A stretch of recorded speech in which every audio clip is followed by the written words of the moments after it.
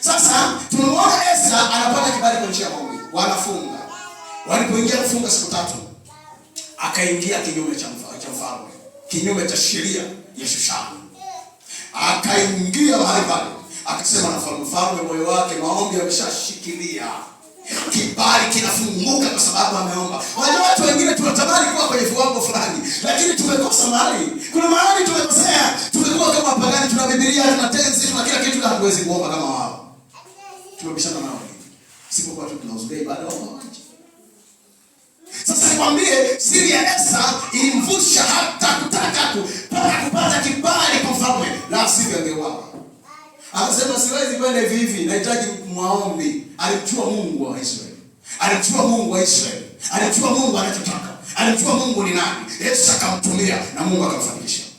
Lakini mara nyingi tunadhani inatosha tu kuwa ibadani, inatosha tu kuwa na Biblia, inatosha kuimba nyimbo. Haitoshi. Tunahitaji vitu vingine kama maombi. Tunahitaji hata kuingia tushikamane na Mungu, alafu tutembee naye. Nisome 6 mstari wa 4. Esta 6 mstari wa 4. Ndio. Biblia imeandika, mfalme akasema, ndio, yupo nani behewani? Nani yupo kwenye behewa hapo? Ikawa Hamani alikuwa ameingia katika ua wa nje. Ndio, Hamani. Ua wa nje wa nyumba ya mfalme. Ndio. Asema na mfalme. Ndio. Ili kumtundika Mordekai juu ya mti ule uliomwekea taa. Umesikia? Mordekai analia. Hamani alikuwa amekuja kwenye nyumba mfalme. Mfalme anauliza kuna mtu hapo nje, asema ndio yupo Hamani. Lakini Hamani alienda kwa sababu alikuwa ameshaandaa msalaba wa kumtundika Mordekai. Amemtengenezea mti wa kumuua yule mtu aliyegoma kumsubiria. Kumbe kule hakumebadilishwa mstari. Kumbe kule maombi yamebadili mtazamo wa Mordekai. Mordekai hauawi, Mordekai anachukua nafasi ya Hamani. Anayetaka kumuua yeye ndiye anayepoteza nafasi, alafu nafasi inachukuliwa na aliyeuawa. Biblia inasema ndipo Mordekai alipokuwa amekwisha fika pale na Hamani alipofika pale, lengo lake alitaka kumwambia mfalme, sasa nataka nifanye vile tumekubaliana. Nataka nimnyoshe huyu. Ashatengeneza hata mti wa kumtundika, amweke kama Yesu msalabani. Biblia inasema mfalme alimuuliza swali, sasa huko atasoma. Alimuuliza swali sana, Hamani, ni kitu gani unaweza ukamtendea mtu mpendaye? Moyoni mwake Hamani akasema, hivi mfalme anampenda nani kama sio mimi? Mimi ndo napenda sana. Anza bwana, mimi nitampa ngamia sio ngapi, nitampa nafasi ya kifalme, nitamfanyia hivyo. Akasema sasa nenda kafanye kwa Mordekai. Lakini alienda kumwangazia Mordekai, badala yake akamvisha mavazi ya ufalme. Akamvisha mavazi ya utawala. Badala yake akabadili maombi, akabadili mtazamo kabisa.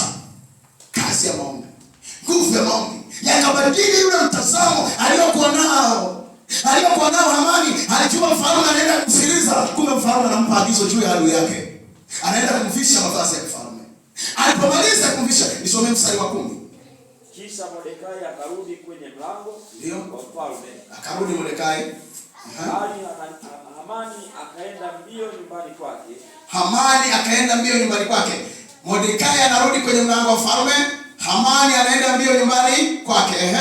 Mwenye msiba na kichwa chake kimefunikwa. Alikuwa na msiba moyoni mwake. Alitengeneza msiba kwa ajili ya Mordekai. Alitengeneza msiba kwa ajili ya Mordekai na Wayahudi, lakini kwa sababu walifunga, kwa sababu walimuomba Mungu, msiba ukabadilika ukawa kwa Hamani. Hamani akarudi akiwa na masikitiko, akarudi akiwa na msiba, lakini Mordekai akarudi kwenye nyumba ya mfalme. Haleluya. Amen. Tabia ya maombi yamebadili hatima ya Mordekai, yamebadili hatima ya maisha ya Mordekai. Maisha ya Wayahudi yanabadilika, hatima yao inabadilika, mwisho wao unabadilika, inakuwa maisha badala ya kufa.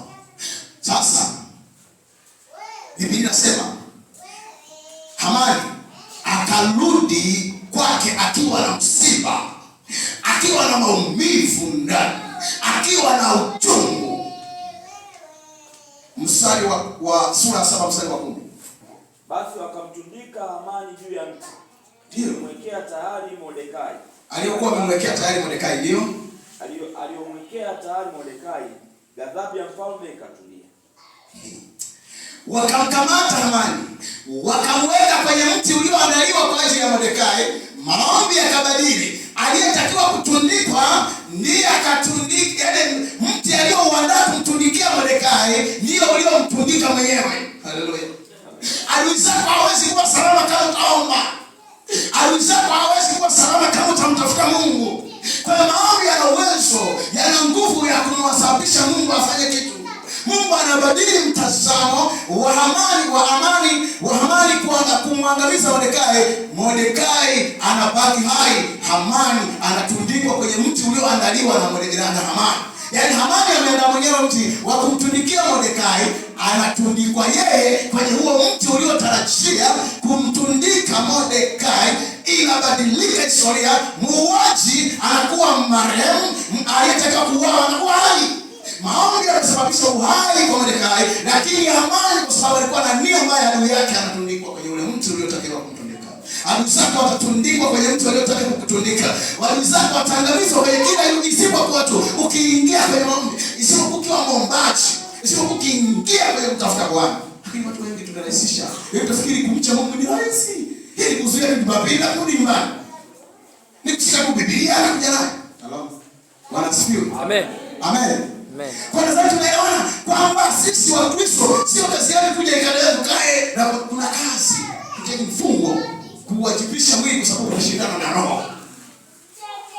Mwili unashindana na roho. Unataka vitu vya dunia. Hamani alitamani aheshimiwe. Alikuwa anataka heshima. Kuna mtu anataka heshima juu ya kazi yake. Anataka kumheshimu kwa ajili ya baraka alizopewa. Lakini kwa sababu Mungu yuko na wewe ni zaidi ya yeye. Hamani anabadilisha. Yeye anatundikwa kwenye mtu aliyeuandaa mwenyewe. Aliyotaka kumwangamizia Mordekai. Maombi yanabadili historia. Penda kuomba mtu wa Mungu. Bwana asifiwe. Amen. Tafuta maombi, tafuta nafasi. Wewe njoo kwa Bwana, mtafute. Jiunganishe naye. Yeye anajua nani anakutafuta. Yeye anaelewa. Kwa hiyo yule anayekutafuta, yeye ndiye atakayeangamia mahali anataka kuangamizia wewe. Kama unataka kusi watoto wake wataumia, kwa sababu Bwana ndiye anayejua. Wewe kazi yako ni kumwambia Mungu, niko hapa.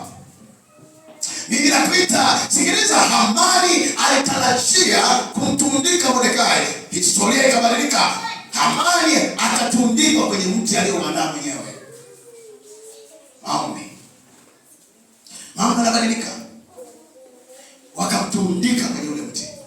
Kwa hiyo maombi yanaweza kuyabadili mabaya yaliyotaka kupata. Mabaya yalitaka yampate Mordekai na Wayahudi wote.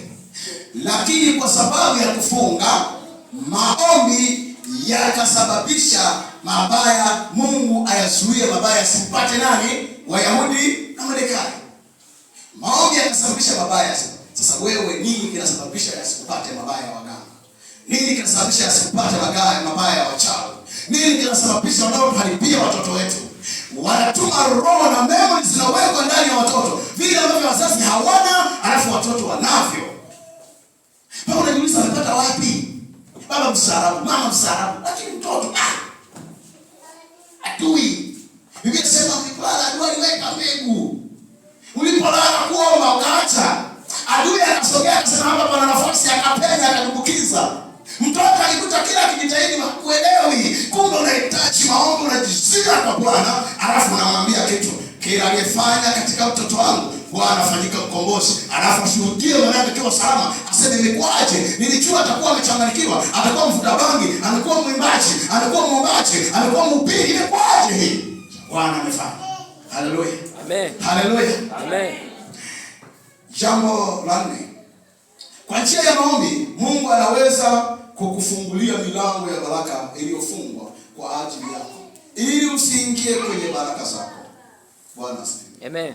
Kuna mahali pengine maadui wanatufungia milango, ili ninapokwenda kuingia kwenye ule mlango wa baraka zangu, ili yale kuingia kwenye biashara nitokee kwenye baraka zangu, niingie kwenye kazi ya ajira ili nipate baraka zangu, basi nazuilika sipate ajira hiyo. Nasuia, nafungua kazi sinafungua sio yenyewe, napelekwa pembeni, naangukia hapo. Sasa maombi yanaweza kusababisha ukakaa kwenye njia iliyo sahihi, mlango uliokusudiwa ndio uingie. Maombi. Luka 11 mstari wa 9 mpaka 10. Soma habari za hizi za Bwana Yesu. Luka 11 mstari wa 9 mpaka 10. Nami nawaambia, Yesu anasema ombeni nanyi mtapewa. Ombeni nanyi mtapewa. Tafuteni nanyi mtaona. Tafuteni nanyi mtaona. Bisheni nanyi mtafunguliwa. Bisheni nanyi mtafunguliwa. Kwa kuwa kila aombaye hupokea. Kwa kuwa kila aombaye na atafutaye huona. Na atafutaye huona. Naye abishaye atafunguliwa. Naye abishaye atafunguliwa. Kwa kuwa kila aombaye atapewa na kila abishaye atafunguliwa. Kwa hiyo ule mlango uliofungwa kwa sababu yangu, kwa sababu yako, mahali pa kazi unapotakiwa uwepo, mahali pa ndoa unapotakiwa uwepo, mahali popote unapotakiwa uwepo, kwa sababu wamekupindua. Sasa kwa kuwa umeingia kwenye maombi, Mungu anaweza kubadili hilo. Ukaingia kwenye mlango wako sahihi. Asema Luka 11:9. Kila aombaye anapewa, kila abishaye anafunguliwa. Asiyeomba hana kitu. Biblia kuna mahali pengine nasema hamna kitu kwa sababu hamfanyi nini? Hamuombi. Maana yake umekosa kwa sababu hamuombi. Hamna nguvu za kushinda dhambi kwa sababu hamuombi. Hamna nguvu za kwenda kwa Baba kwa sababu hamuombi. Maana yake mungeomba, mungeonyesha ushirika na muunganiko katika ulimwengu wa roho kati ya wewe na Mungu, alafu Mungu akajua shida yako. Sasa hujajipeleka kwa Mungu, uko busy toka Jumatatu mpaka miezi 12 mwaka mwingine unatafuta fedha, alafu wala fedha yako yenyewe hata haikutoshi. Unatafuta ni kama unalimbukiza kwenye mfuko iliyotoboka. Esta 8:3-5. 3 Esta 8:3, utasoma 5, utasoma 8 na 16. Kwa hiyo ni Esta 8:3. Some. Tena Esta akasema na mfalme mara. Akasema na mfalme. Akaanguka miguuni pake. Ndio. Akamsihi kwa machozi ayaondoe. Ndio. Madhara ya Hamani. Ndio. Mwagaji na shauri aliyowafanyia. Sawa 3, si ndio? Ndio. Okay. Kwa hiyo sasa Esta alirudi tena kwa mfalme, akaanguka. Akasema Bwana, yaondoe yale mashtaka, yale mambo aliyokuwa ameandika, kwa sababu kuna waraka uliandikwa Wayahudi wote wauawe kila mkoa. Sasa akasema Esta akarudi kwa sababu yupo kwenye njia ya maombi. Amebeba na maombi, yuko hewani. Anamwambia mfalme, fanya jambo moja la kuomba. Akapiga magoti, nikufanyie kitu gani Esta? Esta akasema Baba, nakuomba futa ule waraka ulioandikwa uwawe, ulioandikwa Wayahudi wauawe, ulioandikwa Esta uwawe, ulioandikwa Mordekai uwawe, ufutwe. Mstari wa 5. Ndio. Akasema mfalme akaiona vema. Ndio, akaona vema ndio. Akaiona vema. Ndio. Nami nikawa nimepata kibali machoni pake. Akapata kibali Esta, ndio. Na neno likionekana jema mbele ya mfalme. Ndio. Nami nikampendeza machoni pake. Ndio. Iandikwe kuzitangua barua za Hamani. Ndio. Bi Hamedatha. Ndio. Mwagaji. Iandikwe kutangua barua za Hamani. Ndio. Bini Muhamedatha. Ndio. Mwagaji alizozitunga ndio na kuziandika ili kuangamiza Wayahudi walioko katika majimbo yote ya mfalme. 6. Naomba ushie hapo kwanza 5. Anasema mfalme Esta akapata kibali kwa mfalme. Mfalme akasema wala usijali, yafutwe yote yale uliyosema, hamna shida. Yatafutwa yote yaliyoandikwa Wayahudi wote wauawe kila mkoa na kila mahali, yaliyoandikwa na Hamani yatafutwa. Mstari wa 8. Mstari wa 8, basi waandikie Wayahudi pia vivyo hivyo mpendavyo. Kwa hiyo mfalme anawapa kibali cha kuandika wanavyotaka, yaani wafute maandishi ya Hamani, waandike maandishi yao wanavyotaka. Hebu fikiria, amepata kibali kiasi gani? Yaani wewe uandike unavyotaka, uishije pale wewe unataka uaje. Andika kama unavyotaka nyinyi wenyewe. Nendeni mkaandike kama mnavyotaka. Futa ule waraka ulioandikwa na Hamani kwa ajili ya maisha yenu. Akaufuta. Kuna watu wameandika sisi kesho tusione, lakini wanakuta kesho tuko tunahubiri tena. Haleluya. Amen. Mungu tena budi. Yaani kuna watu wameandika juu ya maisha yetu, inawezekana tusione kesho, lakini wanakuta tena kesho kutoka tunaendelea kuhubiri. Wanashangaa, wamepataje hapa? Maombi. Basi waandikie Wayahudi pia vyovyote mpendavyo kwa jina la mfalme. Mkatie muhuri kwa pete ya mfalme. Kwa pete ya mfalme ndio. Kwa kuwa kuwa andiko lililoandikwa kwa jina la mfalme na kutiwa muhuri kwa pete ya mfalme, hakuna awezaye kulitangua. Kwa hiyo kwa kuwa mkiandika chochote juu ya Wayahudi mnachotaka nyinyi Esta na Mordekai, yale Mungu maombi yameshafanya ufahamu mfalme hauelewi kitu juu ya Wayahudi. Yeye walifanyia wanavyotaka. Amewapa mpaka pete ya muhuri ili wakombe kwamba ni mfalme ameandika. Kwa hiyo wakaandika. Nisomee mstari wa 16. Ikawa nuru na furaha na shangwe na heshima kwa Wayahudi. Heshima ikarudi kwa Wayahudi. Haleluya. Amen. Maombi yakarudisha heshima kwa Wayahudi. Maombi yakaleta heshima kwa Mordekai. Mordekai aliyekuwa amesahaulika kama mlinzi mlangoni, wakati mtoto wake yuko ndani, yeye anafanyika mlinzi. Kuna mtu amechukua nafasi yake, Mungu anajitokeza, heshima inarudi kwa Wayahudi. Lakini heshima inarudije? Siku 3 hawani. Heshima inarudi kwa sababu ya mfungo. Wameingia kukutana na Mungu, alafu wameenda kimungu kwa sababu wako kwenye maombi. Wanamwendea mfalme kimungu. Mfalme anajua ni yeye anazungumza, kumbe maombi yanafanya kazi. Watu kule wanaendelea kusema, Yesu, fanya jambo Mungu, fanya jambo. Anafika pale Yesu anakuta, yeye anamaliza tu. Mfalme anajibu anavyotaka, haelewi kama ameelewa. Kumbe maombi yanafanya kazi. Sasa tunaona Wayahudi heshima inarudi. Heshima iliyochukuliwa inafanya nini? Inarudi. Heshima iliyochukuliwa na Hamani inarudi. Hamani wako ni nani? Anaweza kuchukua heshima yako. Maana unatakiwa heshimiwe. Ambaye unatakiwa ufanye kazi na jiwa mahali upate heshima kuliko wengine. Lakini nani akachukua hiyo heshima? Ili uweze kushinda na kurudi kwenye heshima yako, lazima uingie kwenye maombi. Maombi. Faida ni ya kwako, sio ya Mungu. Unapoomba mkristo ni faida yako. Usipotaka kuomba ni hasara yako, wala sio ya Mungu. Heshima inarudi. 9:4. Esta 9:4 inaandikwa. Maana Mordekai alikuwa mkuu nyumbani mwa mfalme. Alikuwa mkuu nyumbani mwa mfalme, na sifa yake imevuma katika majimbo yote. Sifa yake ikavuma kwamba yule aliyekuwa mlinzi sasa sio mlinzi, ni mkuu kwenye nyumba ya mfalme. Hakuwa mlinzi tena. Nini kimempandisha Mordekai? Maombi. Maombi ni kitu kizuri kwenye maisha ya mtu. Kwa kuwa Mordekai amezidi kukuzwa. Ndio. Imeisha. Anasema Mordekai amekuwa mkuu kwenye nyumba ya mfalme.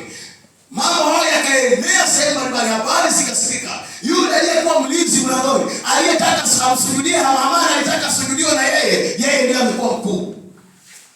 Ukuu unarudi. Heshima inarudi kwa Israeli. Umemwozesha binti yako afu unakuwa mlinzi mlangoni kwa mkwe. Nani kachukua heshima yako? Hamani alichukua heshima ya Mordekai. Mordekai akakosa heshima. Alimwozesha binti yake alafu hana heshima. Hebu sikiliza, maombi akamrejeshea heshima nani? Mordekai. Akawa mkuu kwenye nyumba ya mfalme, ikajulikana kila mahali. Faida ya maombi. Maombi sio kwa faida ya Mungu. Maombi ni kwa faida ya mimi mwombaji. Ninapoomba sio kwa faida ya kanisa, ni kwa faida yangu. Kwa hiyo tunapoingia kwenye maombi kuna umuhimu wa kumwomba Mungu. Mtu akimwomba Mungu anaweza kupata kile Mungu anataka. Kwa sababu sema aombaye atapewa. Abishai anafunguliwa alipofungwa. Unasema Mungu nimefungiwa. Sauti inasikika kwa Mungu. Mungu anakwenda kufungua alipofungwa. Ndio maana anasema Abishai anafunguliwa. Atafutaye anaona. Sasa wewe unataka kutafuta kwa njia ya maombi. Mwambie Mungu. Sasa sikiliza, kibali kinarudi kwa Mordekai. Umemwozesha binti yako. Binti yako anakaa na mfalme, wewe ni mlinzi. Mungu anarudisha heshima, mkwe aingie kuwa na mamlaka kwenye nyumba ya mfalme. Akawa mkuu kwenye nyumba hiyo. Heshima ikarudi kwa Waisraeli. Mtu aliyekuwa mlinzi akawa mkuu. Maombi yanaweza kukubadilishia historia. Yaani wewe ulipo mtu akikuona anasema siko mwenye kakubwa sana haka. Kakubwa kivipi? Wao wanajua ukubwa wako uko wapi. Kachawi vipi? Kumbe wakija kiuchawi wanakuta sasa aka kama moto ni kama kile ndio kametokea kuzimu kabisa. Kumbe hamna maombi. Jambo la mwisho, niandika mambo matano. Kwa njia ya maombi, Mkristo anakuza mahusiano yake na Mungu. Bwana asifiwe. Amen. Mtu anapoomba, mahusiano yake na Mungu yanakuwa. Ukaribu, huwezi kuwa na rafiki amtembeleani eti rafiki yangu. Urafiki wewe unakufa sio muda. Bwana asifiwe. Amen. Hamna mahusiano, hamna ukaribu. Kila siku wewe rafiki yako. Kwa maombi yanakuza mahusiano ya muombaji na Mungu. Yanakuza ule uhusiano. Ukikaa tu kidogo ukifumba macho, uko kwenye uwepo. Yaani mahusiano yako na Mungu yapo karibu, kwa sababu ni muombaji wa mara kwa mara. Kwa vile unavyoomba mara kwa mara, Mungu ndani yako muombaji anakuwa na mahusiano ya karibu na Mungu. Kwa hiyo akiingia tu kwenye maombi, hatafuti mpaka waimbishe wimbo bado hajiconnect na Mungu. Yaani haoni hali ya kuomba. Kwa nini? Yaani Mungu na yeye mahusiano yako mbali. Unakanyaga plug imechafuka, moto hauwaki, pikipiki haiwaki. Plug imeharibika. Sasa mtu akiwa na plug mpya, akikanyaga mara moja anakuta tayari moto unawaka, pikipiki inaenda. Sasa mtu ambaye plug yake imekufa, anakanyaga kweli mpaka atoe asili. Aizungushe mpaka ifute na msasa, alafu afunge tena waya kwenye ile plug. Na nikwambia hata wewe maombi ukiwa mwombaji, mahusiano yako na Mungu yanaongezeka. Unakuwa na mahusiano. Yaani ukijiunganisha tu kidogo, ukiingia ukipiga magoti, nia yako inaingia kwenye maombi, unakuta nguvu ya kuomba. Unajua kwa nini unaomba muda mfupi? Yaani wewe ukianza tu nibaki katika jina la Yesu, asante na kushukuru. Hauoni cha kuomba. Roho kuconnect kwa maneno kushoto, nenda kulia, kuna mahali hakuna. Kwa hiyo ni wewe tu uko pale. Mahusiano yako na Mungu yako mbali. Ili tuliwashe mpaka tulisukume gari. Tunaimba nyimbo za kuabudu tukusukume, husukumiki, uko pale. Sasa ndivyo ilivyo na tusiomba. Kwa hiyo aingie kwenye maombi ya haki, ile ya ndani yake, asikie uchungu wa kuomba, asikie kujiunganisha na Mungu, ajisikie yupo kwenye maombi, ajisikie jaspo, ajisikie uchungu ndani yake, lazima uanze kumwasha kwa mahimbo za kuabudu. Muabudishe wewe. Mwingine ile jiconnect anaanza kukumbuka mama aliye. Yaani unaibudu kwamba jiconnect kwa Mungu, anapata uchungu marehemu aliyefariki. Unaimba wewe. Kama sio wewe sipokali mwangu asingekufa, mtoto wangu asingekufa, mama yangu asingeniacha. Sasa mimi najiconnect, nimeishi maisha bila mama. Basi naanza kulia. Kumbe unalia msada marehemu. Tunasema mshikamano wako na Mungu ukikufunulia eneo la kupata machozi yanakutoka. Haleluya. Unajua unaomba mpaka hujaelewa mimi ndo nimeomba hadi hapa. Nimefika toka saa ngapi, nimemaliza saa moja mimi. Imekuwaje nimemaliza saa? Kwa sababu ya ule ushirika na Mungu wa mara kwa mara. Bwana asifiwe. Lakini wale wanaolia kwa sababu amemkumbuka ndugu yake, mtu amefunga unaimbisha wimbo wa kuabudu, yeye anapata uchungu wa rafiki, anapata uchungu wa mtu aliyefariki. Unakuwa na mashaka. Sasa ulikuwa unalia, mimi nimetokea. Ulikuwa unaona nini? Na tulikuja tu uchungu umeishi. Ilikuwaje? Basi tu nikawa nimemkumbuka mama. Ina maana mimi nikajua roho wa Bwana ameshuka, Mungu nimkumbuka mama. Unachoka, unataka yeye mchungaji umechoka na Mungu. Unasema basi hapa sina mtu hapa. Na ndio usipoona watu wanalia wale makanisani. Unajua ni Roho Mtakatifu. Hamna Roho Mtakatifu. Wengine wanawaza mambo yao wenyewe. Nakumbuka mume wake anavyomburuza, akifikiria anavyopigwa. Uchungu unaongezeka. Yesu! Analia anavyopigwa nyumbani. Si kwa sababu amejiungamanisha na Mungu. Yeye machungu ya yale mambo yanaibuka mpaka kwenye wakati wa maombi. Nikumbuka navyo, alikuwa nikitoka hapa bado ninakosa kule. Wewe Mungu, unasemaje? Fanya kitu.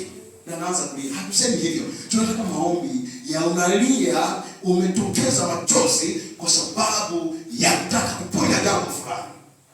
Wanataka kufungua jambo fulani. Nataka kufungua ndoa hiyo iliyosumbua. Sasa unapolia si kwa sababu unapigwa, unalia kwa sababu unataka kutoka hapo unapopigwa. Sio kutoka kuondoka, yaani kutoka kwenye kipigo, amani ichukue nafasi, furaha iingie ndani yako. Haleluya. Hayo ndio tunasema maombi. Soma Matendo 10 mstari wa kwanza mpaka wa 4. Nimesoma tu hapo kwamba kwa njia ya maombi unakuza mahusiano yako na Mungu. Matendo sura ya 10 mstari wa kwanza. Hapa kuna mtu nadhani hebu nisomee kwa mstari wa pili, nitamtaja ni mstari wa pili mpaka wa 4. Mtu mtumwa mchaji wa Mungu, yeye na nyumba yake yote, naye alikuwa akiwapa watu. Hapa ni mtaua eti. Mtu mtaua. Sawa, msema mtua sana. Okay, sawa. Mtu mtaua mchaji wa Mungu, ndio, yeye na nyumba yake yote, naye alikuwa akiwapa watu sadaka nyingi, ndio, na kumwomba Mungu daima. Alikuwa akimwomba Mungu daima, ndio. Akaona katika maono waziwazi, Ndio, kama saa 9 ya mchana, ndio, malaika wa Mungu akamjia kumwambia Kornelio. Akamtazama sana, akaogopa, akasema, kuna nini Bwana? Akamwambia, sala zako na sadaka zako zimefika na kuwa ukumbusho mbele za Mungu. Kwa hiyo huyu mtu alikuwa anamwomba Mungu sana. Katika maombi yake Biblia inasema ikawa ukumbusho mbele za Mungu. Mungu akaona mahusiano yake na yeye, akatuma malaika ili waseme naye. Haleluya. Amen. Kilichosababisha yale mahusiano ya yeye na Mungu kwa njia ya maombi yakasababisha kuwepo na malaika kushuka juu yake. Alafu mwambie kinachompasa ili atoke apate kitu kilicho sahihi. Haleluya. Amen. Kwa hiyo mahusiano yake na Mungu yalikuza. Maombi yalikuza mahusiano yake na Mungu mpaka Mungu akawatuma malaika. Urafiki wenu mpaka ndugu watoto wako wanaenda kwa rafiki yako. Umewatuma wafanye walete jambo lolote lenye faida kwa maisha ya rafiki yako. Kwa sababu ya yale mahusiano. Kwa nini ukupeleka kwa Amina? Kwa sababu sio rafiki yako, ulipeleka kwa mwingine. Kwa hiyo yale mahusiano ya mtu anayeomba na Mungu yanakuwa makubwa. Kwa hiyo muombaji, faida yake mojawapo ya kuomba, maana yake atakuza mahusiano yake na Mungu. Bwana asifiwe. Amen. Tunamuona Kornelio alikuwa akimuomba Mungu. Biblia inasema maombi yake na sadaka zake zimekuwa ukumbusho mbele za Mungu. Kwa kama Mungu anakumbuka pale kwa njia ya maombi, kwa sababu yamemfikia kwa njia ya maombi. Hasa Mungu anasababisha huyu mtu awe na mahusiano mazuri na Mungu. Mungu akamtuma malaika. Malaika akashuka kwake, akamwambia yampasayo, na wokovu ukaingia nyumbani mwake. Bwana asifiwe. Kwa sababu alikuwa akimwomba Mungu. Hizo ni baadhi ya faida za maombi. Kuna faida nyingi zaidi ya hizo. Bwana asifiwe. Kwa hiyo ningewatia wivu watu wa Mungu, msiache kuomba. Ingieni kwenye maombi, tafuteni maombi. Mnaposikia watu wanataka kuomba, omba pamoja nao. Wanapoalika maombi ya kanisa, njoo tumuombe Mungu. Acha mnyamaza nyumbani. Kuna faida nyingi utaipata kwenye maisha yako. Tumeona historia inabadilika. Mordekai anakuwa mkuu, anatoka kuwa mlinzi wa mlango kwa sababu watu walifunga. Sasa kumwambia mtu kufunga ni kama unamuonea. Kanisa tutakuwa na maombi ya kufunga haji. Nisile wali. Na mwingine hasa ndani mkiwa na nyama kuna wali amepika. Yaani ndio anaona kama unamuonea. Yaani nifunge na wali huko. Nifunge na nyama nimenunua. Sasa hatufungi kwa sababu hatuna kitu. Hatufungi kwa sababu hatuna nyama. Hatufungi kwa sababu hatuna wali. Tunafunga kwa sababu ni kanuni ya kiroho ya Mungu ili kukuza utu wa ndani. Kwa hiyo kama tungefunga kwa sababu ya hivyo vitu, maana yake kufunga kwetu kungekuwa ni bure. Haleluya. Amen. Mungu